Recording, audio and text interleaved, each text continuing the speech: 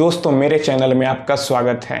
आज के इस वीडियो में मैं आप लोग को बताने वाला हूं कि अगर आपकी शादी हो गई है और फिर शादी के बाद जो आपकी पत्नी है वह बिना किसी खास कारण के बेवजह का अपने मायके जाकर रहने लगती है और फिर उल्टे आपको केस में फंसाने की धमकी देती है, तो आप यहाँ पर क्या करें? क्या बिना कोर्ट जाए, बिना केस मुकदमा किए हुए आप अपनी पत्नी को वापस बुला लें? दोस्तों, कई बार मिसअंडरस्टैंडिंग भी हो जाता है। इसकी वजह से रिश्ते में दरार आने लगता है। तो अगर यहाँ पर भी आपके साथ यही हो रहा है और आपकी पत्नी आपसे दूर हो गई है, तो फिर आपको यहाँ पर बातचीत का रास्ता अपनाना चाहिए। आपको यहाँ पर परिवार वालों की मदद लेनी चाहिए। उनके परिवार में जो भी जिससे आपका बॉन्डिंग अच्छा बनता हो, उनसे बात करके उनके माध्यम से अपनी पत्नी को वापस बुलाने का कोशिश करना चाहिए। आप पहले बातचीत का रास्ता अपनाएं, उसके बाद आप जाकर रिक्वेस्ट भी कर सकते हैं। लेकिन आपने यहाँ पर सारी कोशिश कर ली, इसके बावजूद भी आपकी पत्नी वापस नहीं आ रही है और आप कोर्ट थानों का चक्कर में भी नहीं पड़ना चाहते हैं, तो फिर सवाल उठता है कि आप यहाँ पर क्या करेंगे कि आपकी पत्नी वापस चली आएगी। अगर बातचीत का रास्ता अपनाने से भी कोई बात नहीं बनता है, तो यहाँ पर आपको एक काम और करना चाहिए।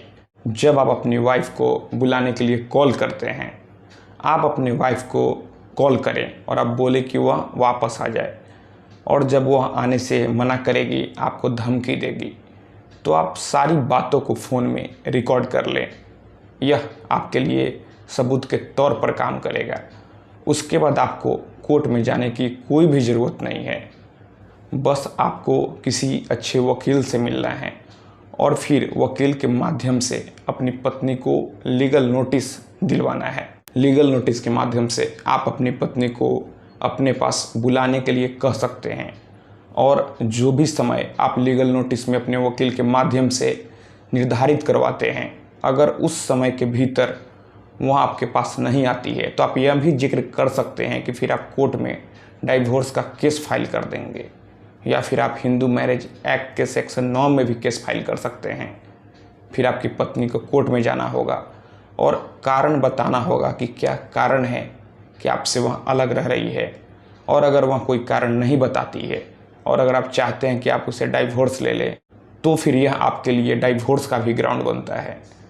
तो आपको पहले कोर्ट में जाने की ज़रूरत नहीं है, आप लीगल नोटिस दिलवाएं। कई बार यह देखा जाता है कि लीगल नोटिस देने के बाद ही पत्नी के मन में डर बैठ जाता है और उसे लगता है कि अब उसका पति उसे डाइवोर्स दे देगा, तो फिर वह पति के पास वापस चली जाती है।